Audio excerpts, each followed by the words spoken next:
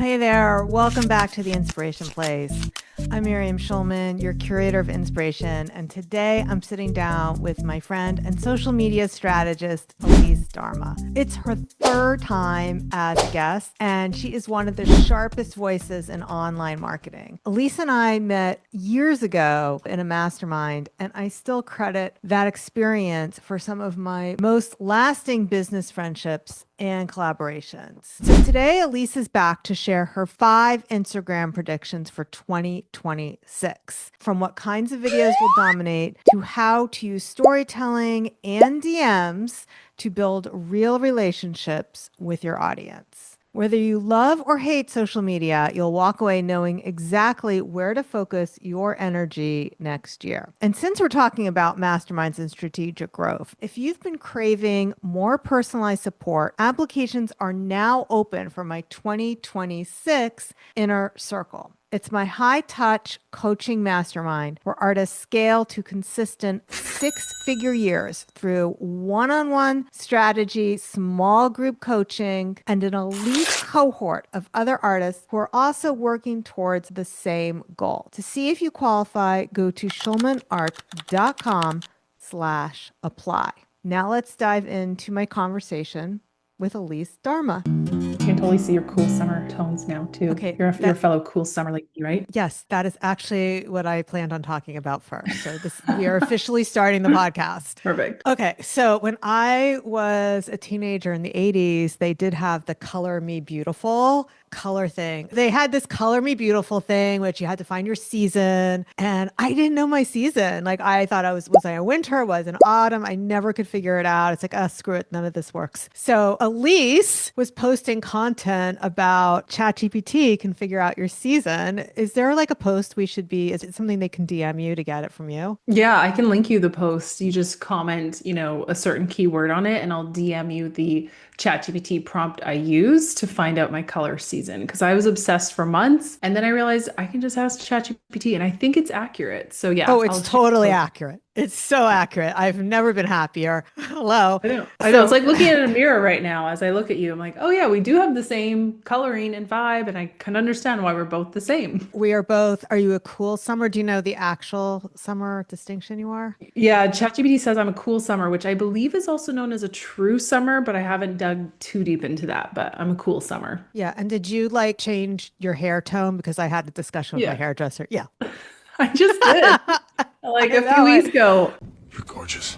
I've Right. I had like said yellow blonde for 10 years. golden. It was like a Golden. golden thing and it was Yeah. washing me out. And every time he'd say, oh no, Yeah. we just have to redo it. I was like, no, we have to have a different conversation I here. know. It's wild. And my hairdresser said I'm actually a dark blonde. So I was thinking I would go brunette. And then she's like, no, you're actually just a dark blonde. And so she gave me a much more flattering tone. And even when I look at pictures now, I'm like, wow, yeah, this is way better than my washed out gold from before. Yes. So those of you listening who are not completely sure what we're talking about, especially if you're listening, Elise and I were wearing the wrong colors some of the time, not all the time. Like I mean, I would wear Yes. that bright green color. We have like in our branding pictures, like we would choose the same wrong colors. Like Yeah, that's I the had other a thing bright that's orange funny. for a while. Yeah, because I Right? just thought bright colors was best. But now when I look back, I think we kind of instinctually knew we were better off with like the jewel tones that were a bit softer, a bit more muted. Yeah. Like I love wearing pink all the time, like what you're wearing now, as well as me. So yeah, I think we kind of knew instinctually, but it was good to have that validation and understand like, okay, apple green, not my vibe, or bright orange, not my vibe. Yeah. And now I literally just take a picture of anything I want to shop and I Mhm. have a project in ChatGPT that Same. I upload it. I say, what do you think? And it'll say, Color looks good on you. and lipstick, same thing. You know, Same. I'll send the screenshot of like all the lipsticks. Oh yeah, the rose. Get that one. I was like, Exactly. The Charlotte Tilbury Pillow Talk is my favorite tone I'm for writing it cool down. summers. That's Writing my it favorite go-to down. lipstick. But I do the same thing every time I see all the colorful Adidas shoes, the Sambas. I take a picture and I ask Chat which, because I want the bright colors, but Chat's always like, no, go for the gray, go for the blue, go for the light pink. And yeah, I'm going to follow. I'm like on a mission for the next year just to make these decisions based on my ChatGPT color theory Yes. thread. And then I got rid of all my black clothes. It's time to get rid of these. And my New York friends were like, you can't live here anymore. Why? I know. It's like, too bad. I don't know. care. And we're in the fall season right now, and everything is brown. Everything's chocolate. Everything Yes. is like muted. I'm like, ooh, I can't wear any of these. We're looking for the navies. We're looking for the burgundies. And I'm just waiting for the day where a fashion brand either organizes its collections by the color seasons or they launch based on the color seasons theory, because it's a pretty hot topic right now. And I think that would be such a much more efficient way to shop. And I would personally love that. Well, there are influencers who like show you like capsule collections based on season. Have you found them? Yeah, I follow a TikTok account where she's literally just the cool summer girl. So I follow Oh, her. who's that? I think her TikTok handle is called Cool Summer Edit. So her whole vibe is just like, here's how you dress as a cool summer. I know, it's brilliant. I mean, But what I would love is to go to like the Cezanne website or wherever you shop. And I'm always filtering by color, but I'd love for them to just organize a collection just for the summers or something like that. Yeah. I would. Yeah. So you are in the Three Timers Club. Very Woohoo. rare for my podcast. My listeners love you. Yeah, we do. I love you. We were just talking about you yesterday, Patty Lennon. So Patty, Elise, and Jen Lehner and I were all in a mastermind many years ago. And so we all still buy your products, Elise. I don't know if you are aware. Of course.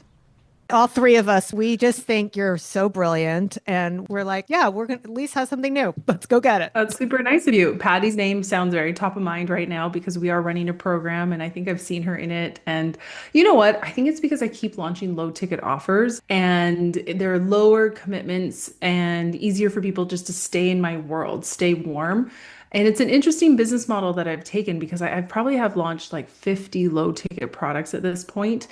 And some people have gone the opposite route. Some people just have like one high ticket offer, $5,000, $8,000, $10,000, and that's all they do. And it's just it's an interesting way for me to compare my business model to that. But the low ticket world works best for my lifestyle. I like launching low ticket offers on the fly and it keeps my warm Okay, people. you are being very modest, and this is now going to sound like a huge commercial for you, but I'm going to make you deliver on all the Instagram stuff too. So my listeners, don't worry.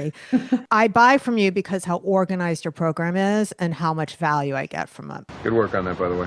I would definitely pay more money for your programs. They're really good. So the ones that I've purchased are the YouTube one. I mean, I purchased other ones in the past, but that is one that like is still very relevant. That's why I had you on a year or two ago with YouTube. And then I just bought your carousel/vault thing. Yes. No, what is it called? The carousel. We Explain just it. launched one in the summer called One and Done. Yeah, So I got that. What if I told you that you only need to master 4 things on Instagram to get clients on repeat? 1 reel style, 1 story format, 1 carousel post, and 1 DM flow. That's it. And I Yeah, told that- my friends, go get it. Go Yeah. get it. It's good. If you are implementing it, please keep me updated on your results. You know what I'm going to do? I'm going to share them with you right now, Elise. So Okay. the people who I are wanna watching, see. I mean, these are like crazy. The results are remarkable. So artists, these are all things you can do. A lot of things we're talking about, low ticket, high ticket. Yes, it applies to you sort of, not really, but doing a carousel, anybody can do a carousel no matter what your business is. And they are performing the best right now.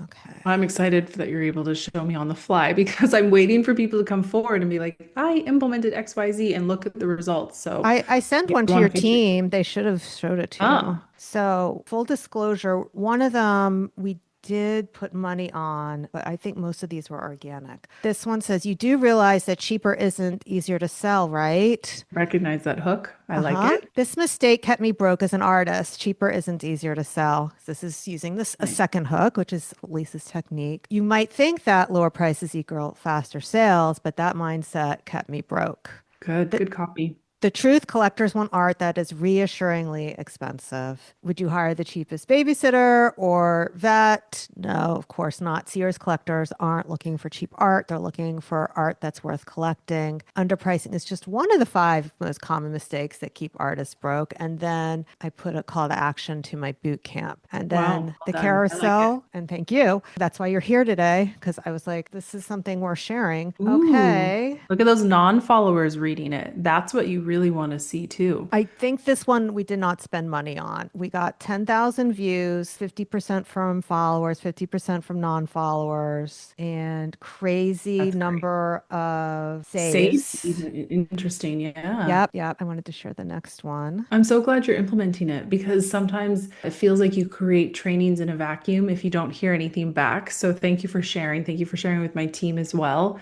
You're welcome. And this is so insightful to see. Ooh, I see another one. Okay. Yeah, this one. This one, even before we put a single penny on it, started like working. I was like, wow, this is crazy. I'm also reading the copy out loud because, all right. Listeners. Okay, because listeners. Thank you for considering me. All right. If your family doesn't take your art seriously yet, don't worry. Mine didn't either until they saw the sales. And just for people who are listening and not watching, the pictures I use are all related pictures of me, like kind of in a theme. Either I'm all wearing the same outfit or I'm doing the same activity. I don't think they have to be. You could probably use the same picture over and over again. Do you have any intel on which works better? I just go for variety, to be honest. I like that you're finding a photo that matches the vibe of the copy. And sometimes we have so many B-roll clips of me on video. We're not afraid to take a screenshot of a video. And even though it's a little bit more granular sometimes and low quality, that's okay on Instagram now. I would just go for variety and whatever does match your storytelling. That's perfect. Great idea.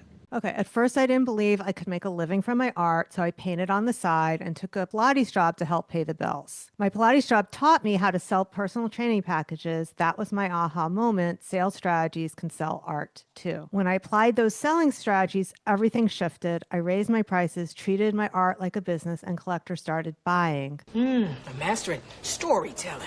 And then I kind of do this is what works, start doing this, stop doing that. I don't think I'm going to read everything out loud because that might be a little bit boring, but we will link to this in the show notes. Elisa's smiling because she can see, oh, this is what I taught. The sales added up. My family stopped doubting me and so did I. And then now I have a call to action. You want to learn the same sales strategy. So what I learned from you, Elise, is you do teach, you do give them an aha moment in here, and then you lead them to basically for more. Yeah. And you're doing such a great job with the storytelling. I thought that too. One thing I would say is, do you have a DM automation flow set up so that people can comment? I do. So what I did for this, because I was launching at the time, I didn't want to put any advertising money on something that says comment or DM on something that's going to be shown on Facebook that's going to work differently. And so what I did was I put a comment. The first comment says comment bootcamp for the link, and that does have a ManyChat automation behind it. So anyone on Instagram were able to do that. And instead of reading this one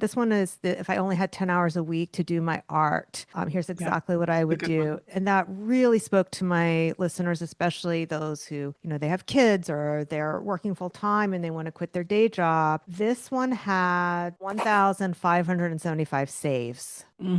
So good. So many non-followers reached, even if you did boost that with ad spend. I love did boost with ad spend, but you can boost something bad with ad spend and not get these kind of results. Exactly. I love posting something organically, and you can see very quickly the curve now we get in our insights. We can see if it's performing faster than our average posts, and then that's a good sign that you can throw some ad spend behind it and get it seen by your larger, warmer audience or people that Facebook will find thinking that they'll be interested. So yay, I'm so excited. Thank you for sharing those results. And I'm going to make you a case study for One and Done because you were doing so good, just taking the strategy and translating it to your brand voice, your brand story. And I think I've noticed from the last time we talked, actually, you're really embracing storytelling and you're not having to do it on video. You're using text and carousel posts to do so. And that's just one way that you're differentiated in the sea of artistry. So I love that. Yeah. And I do plan on going through the rest of your course to see the other ways to do it. But that's what I'm saying. Just applying this one strategy, and you teach carousels. One type of reel, one type of story, and then that DM flow that I asked about. That's basically the 1-1-1-1 method, the 4 ones that you need to know. And that's just like the simplest Instagram strategy I've ever come up with. Quite a strategy. That I had to out of necessity once I became a mom, and now I'm pregnant with baby number 2. So I'm not spending full-time hours on my business anymore. So this is my more efficient system, and it's working for other people too, which is awesome. You've heard me rave about Elise's training throughout this episode, and honestly, they're that good. I've personally implemented her strategies and I've seen real results. So if you want to try her latest programs for yourself, head on over to schulmanart.com/Elise. That link will take you straight to her offers. And yes, we've now officially partnered as affiliates because I believe so strongly in what she teaches. Again, that's schulmanart.com/Elise. Go check it out and see why I'm such a fan. And now let's get back to the show. Yes, and Mazel Tov on baby 1 and baby 2. When's the due date for 2? Officially, I have an American Thanksgiving due date for baby number 2. I'm hoping for maybe a Cyber Monday, maybe. So I'm due November 26th, but it doesn't matter. But I would love December 1st or 2nd. So we'll see. We'll see what happens with this baby. Amazing. Okay, so I'm pretty sure that the title of this episode is going to be Instagram predictions that you need to know for 2026. Are you game to do that? Sure. Yeah. Okay. So prediction number 1. Prediction number 1 that I have is not too long ago, really short reels did really well, like 2-second, 3-second, 4-second reels. They would have text on top and they would just loop over and over again as you were trying to read the caption. So this isn't really a prediction as much as Adam Mosseri, head of Instagram, has already said that they've seen this as more of a tactic just to get a lot of views. And it's not necessarily favorable to what they want because they want a better quality viewing experience. And they want people to be spending more time in the app, not just a creator getting 10,000 views because people need to watch that video 20 times over to read the caption, if that makes sense. So I am seeing already 3-second, 5-second reels kind of dying down. It was a really effective technique 2 years ago. I need to change. Now, not so much. And all platforms, Instagram included, are moving towards longer form content. And what's interesting is whenever I did experiment with longer form content, so by that I mean a 45-second video, a 60-second video, just a year ago, I wouldn't see great results. And maybe there was a viewer retention issue, but it just felt like Instagram was not prioritizing that type of content. And now I see them prioritizing the longer form videos, just like TikTok, right? We've seen this on TikTok. So they're kind of deprioritizing the really short, kind of engagement baity type of videos. And they are showing more of the storytelling based videos, the longer form based videos. I'm seeing more of those in my Explore feed. So that would be my first prediction. We're going to see more story-based, longer form videos in our feed.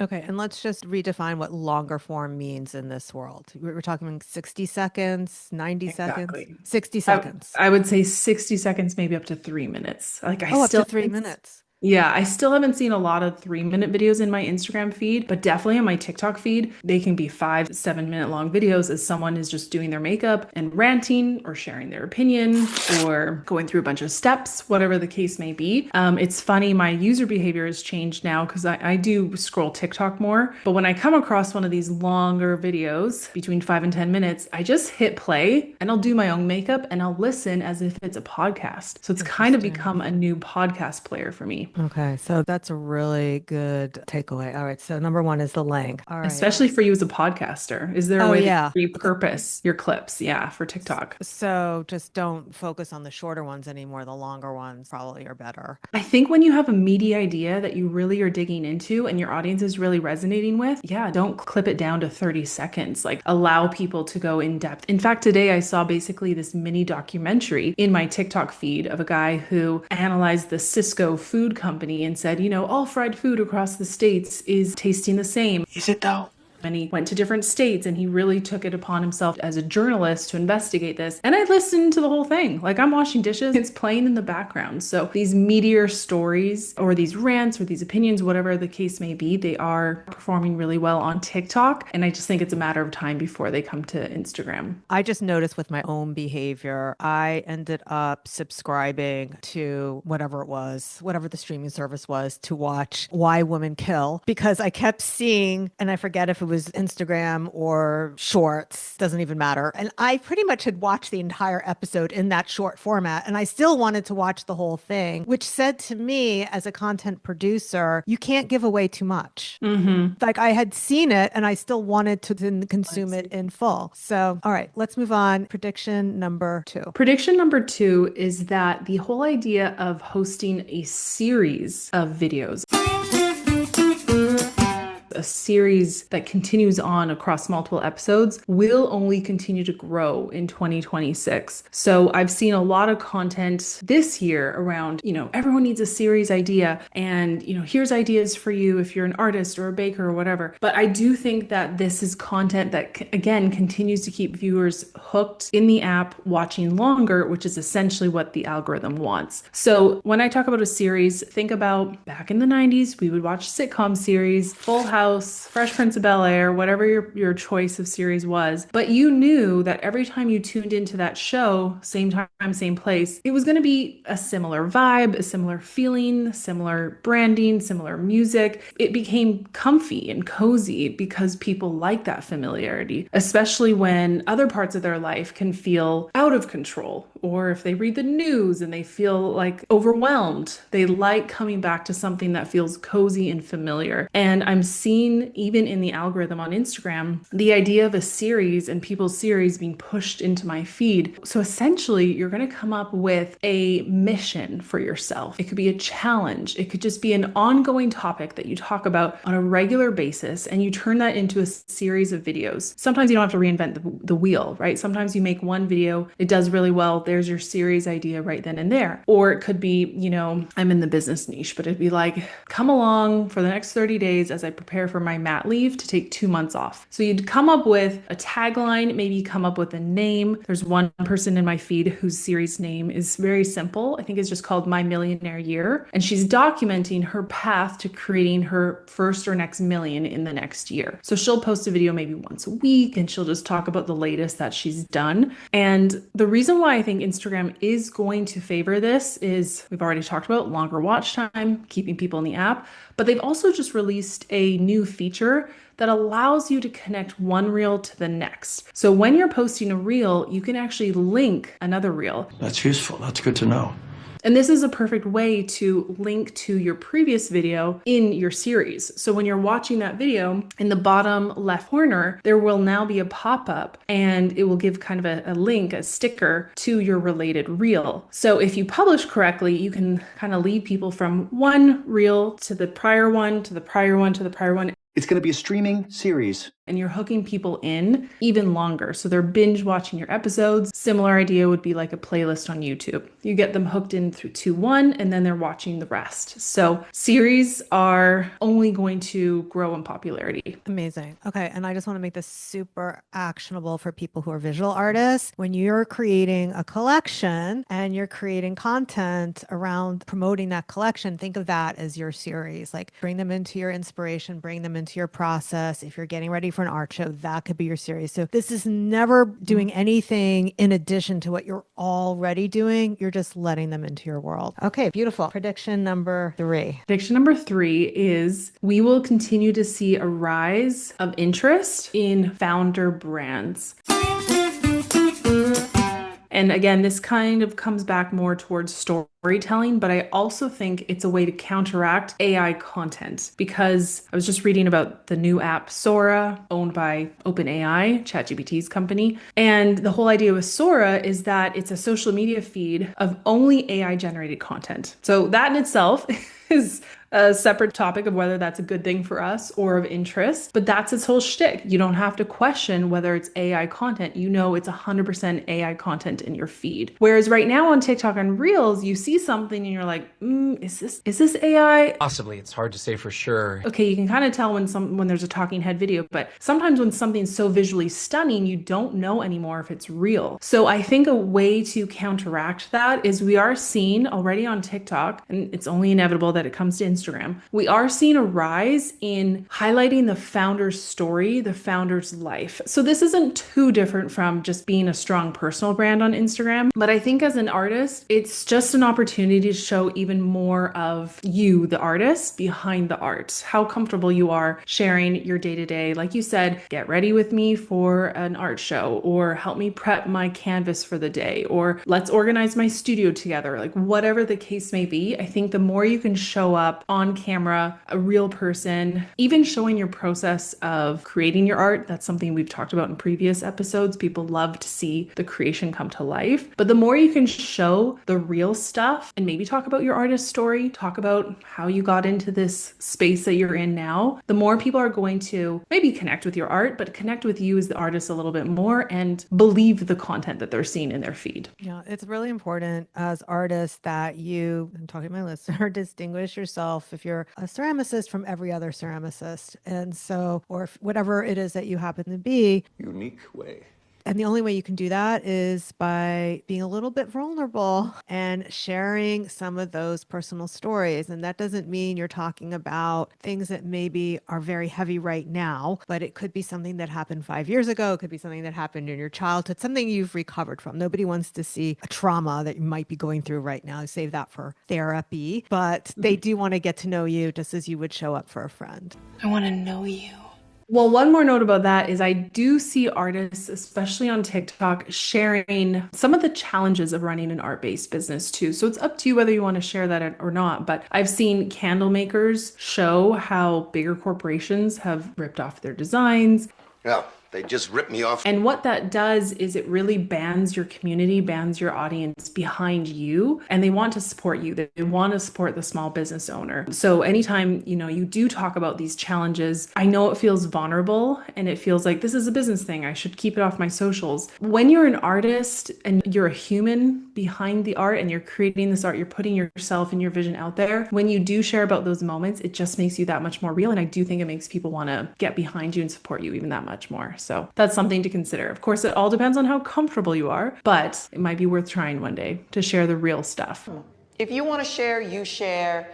Oh, yeah. I'm not saying to be fake, but sometimes there's like a boundary that I know some of my artists are confused about whether or not they cross it. Like if they're going through a divorce, well, while you're going through a divorce, that may not be something you want to be sharing. Elise's example is perfect. I mean, talking about what it's like when you're a new mom and you don't get a lot of sleep, that's something a lot of us can relate to. All right. When we come back, Elise is going to give her prediction number 4. One of the things Elise and I have in common is that neither of us built our businesses alone. We both grew through community and mentorship, through masterminds just like the one where we first met. Now, if you've been listening and thinking, I'm ready for that next level of support, someone to help me map my strategy, hold me accountable, and actually reach 6 figures and beyond, then it might be time to apply for my 2026 Inner Circle. It's my high-touch coaching mastermind for artists who are done doing it alone. And maybe you want to go beyond a course. You'll get one-on-one strategy with me, elite small group coaching, and the kind of community that accelerates your growth faster than you can imagine. Applications are now open at schulmanart.com/apply.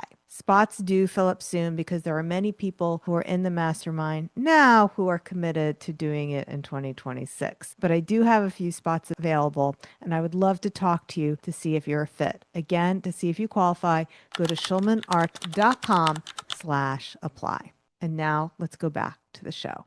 Are you going to get into prediction number 4? Sure. Prediction number 4 is, again, this is data that Mosseri has shared with us, but he has let us know that of all the features on Instagram, DMs are the most used. People use Instagram like a private messaging app. And so we've seen Instagram invest so much more into the evolution of the DMs. We've seen tools like ManyChat just blow up in the last few years. ManyChat's been around for a long time, but I'd say since 2021, it's become well integrated with Instagram. And what it does is allow this auto DM feature for you to reply to people even when you're not on your phone. I know it can give some people the ick, but we can talk about that a little bit more. more if you want to explain why it's not spammy, it's not promotional. But I think in 2026, we're going to see more of a focus on Instagram creating features to drive people to the DMs. So we already started to see this a little bit on posts. Now, when you're on someone's posts, there's a button to just directly DM them from the post. We've seen it with the ManyChat integration. We've seen it with stories already. Stories, you just reply to the bottom of the story and you've created a DM flow with that person. So I think we're going to see more of an emphasis on getting the interested followers, the warmest followers over into your DMs. And that's actually good news. Yeah, that's good news. For all artists, for all business owners, because the DMs is where you have those private one-on-one conversations. And I really treat everyone in my DMs like a warm lead. If they're messaging me, They're interested. maybe it's about my hair color or maybe it's about my business, it doesn't matter. But it shows me that they are paying attention to what I'm putting out there. Just like you messaged me or commented about us both being a cool summer. I remembered that. That was the first thing that came to mind when we kicked off this conversation. And that is the basis of a customer relationship. We're friends, but there's also, this is how it happens with your real live customers when they find you on Instagram. So if you don't yet have a DM strategy, if you're not yet checking your DMs every single day, if you're not driving people to the DMs, I think you're missing out on opportunities. You're missing out.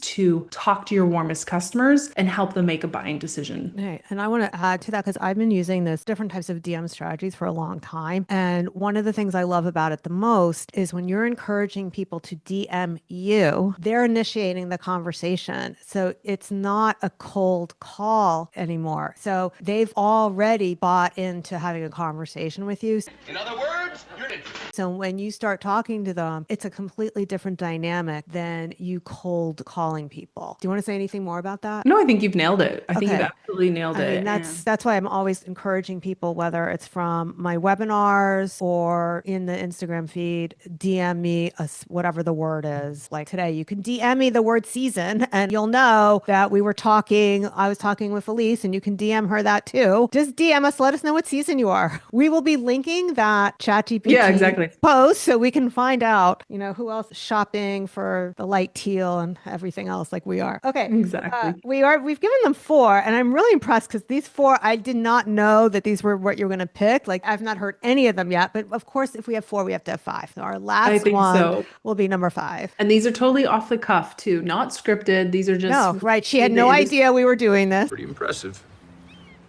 I just had to trust that she would deliver. I noticed that a lot of my predictions are based off data we're getting from Instagram, but we're going to see it play out in 2026. So the 5th prediction is that stories, which have been largely ignored in the last few years, especially when Reels came really popular in 2020 onwards, stories are going to get a bit more attention. Because just like I said that DMs are the most used feature on Instagram, stories is number 2. Stories is the second spot where people are paying attention before they're scrolling the feed or before they're scrolling their explore page, which I think is really interesting. So for your little story bubble to make it to the top of someone's feed and be addicting enough to watch that they're always going to tap through, I think that says a lot. It does. And actually, that's often my behavior. When I open the Instagram app, I don't jump to my DMs right away personally, because I've got so many messaging channels. It's not my first place to go. But when I see those little bubbles lit up at the top, I'm watching a couple stories right away. And so the issue that we've had with stories over the last few years is people have complained that the drop off on views is massive. People are starting to complain.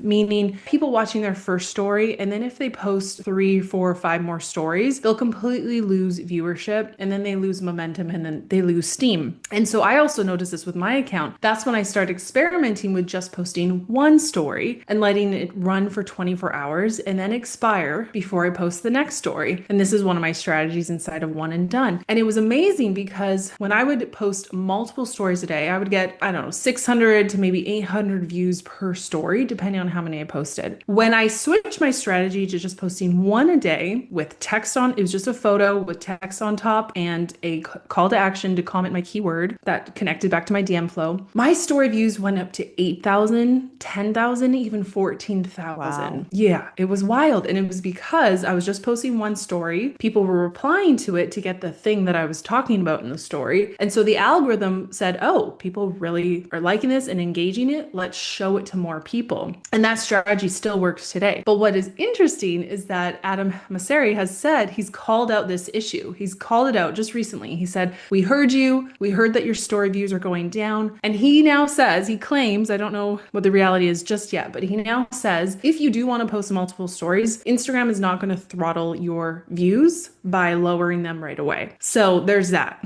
But I think what he's saying is we want to keep people engaged with stories because we see that it's the second most feature after DMs. I think you're right. And it keeps people in the app longer. That's all they want. They want us all to be in the app for 10 hours a day, right? So I think picking up your stories again, if you've ignored them, testing out the strategy that I just mentioned, even just starting with one story a day, letting it expire and seeing what it does with your views, I think that's worth it. Because to be honest, I dropped making stories not too long ago, actually, because I thought, why am I making content that expires after 24 hours when I may as well just put all these clips together in a reel and let it sit on my feed for good? Sure, but there's a reason why. Thinking the same thing. Like, why am I putting any energy into stories? And Yeah, stopped. exactly. Yeah. Because the content drops off. And I love looking through my archive and seeing my old stories and like, oh, that was fun. That was funny. I shared a lot, but I wish now I just put them into a reel and they could live in my feed. And then when I discovered this story strategy of just posting one, and again, just a photo with text on top and a call to action with my keyword, it changed my views like crazy. Now, of course, you can go too far and become too predictable if that's all you're doing. So you still need to mix it up with your stories, but they are an amazing way to connect with your warmest leads again. And again, if you can get people to reply to your story, that creates that DM conversation, which can also start a sales conversation. All right. Fantastic. I do have one last question regarding with this whole story thing, and that's the highlight reels. I thought I saw you say the highlight reels were going away. They're still in the same place for me, I think. Yeah, maybe they're testing it out. And it's funny, when I'm on desktop on Instagram, I still see the bubbles above my feed. Yes. Yeah, but with my feed, and maybe this is a feature they will roll out to everyone, but basically they've moved the bubbles. So now you see your profile picture, your bio, and then you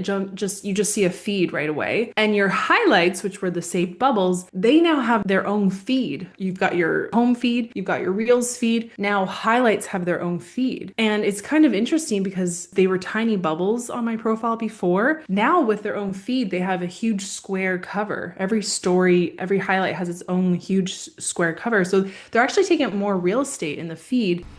That's nice. I do wonder what Instagram is planning for this. It's like, why do they remove the bubbles, give them more real estate with their own feed? Again, I just think it's one more sign that they will want to encourage people to make more stories and then save them as highlights.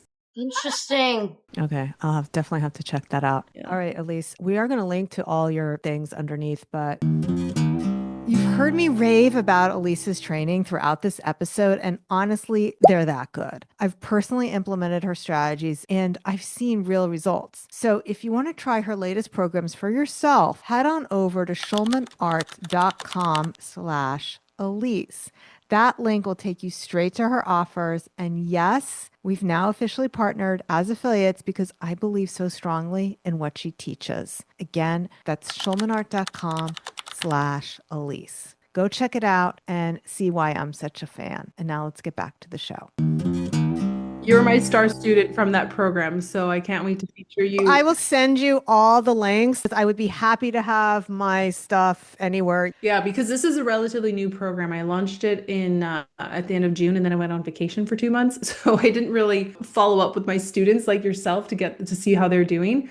But it is a great program. We've got almost 800 people inside of it. And the whole point is, do you want to simplify your Instagram strategy? Yes. Do you want to know the one story, the one reel, the one carousel post, and the one DM flow that works the best? Yes. Yes.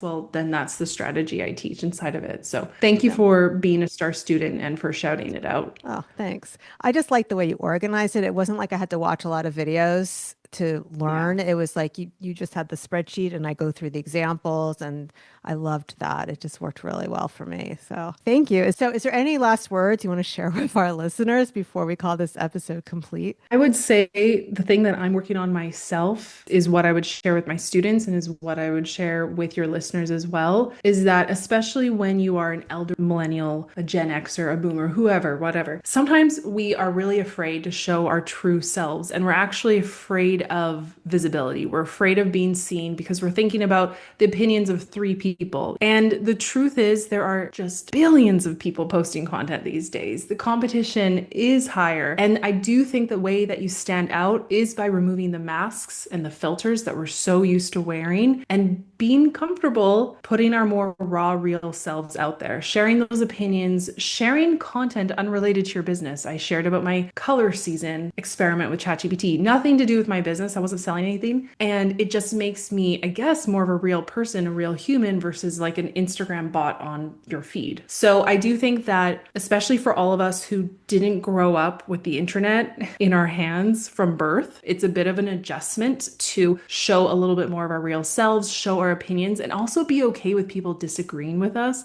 or even being a hater in our comments. Haters gonna hate. This is something that I'm working on myself, but I do think it's the key to unlocking my next level and being comfortable on camera and being comfortable being seen on the internet, because I want my business to keep running. I like doing this, and I do think that it's evolving. So that's my little nugget right there, is the more you can challenge yourself to remove the masks and the filters and get comfortable being seen, I think the more your business is also going to benefit. Well, I love that. Yeah, there's no money in the middle. If you want lovers, you have to welcome the haters in too. It's just the way it is. All right, Elise, thank you so much for being with me here today. All right, my friend, thank you for being with me here. I will see you the same time, same place next week. Until then, stay inspired. Bye for now.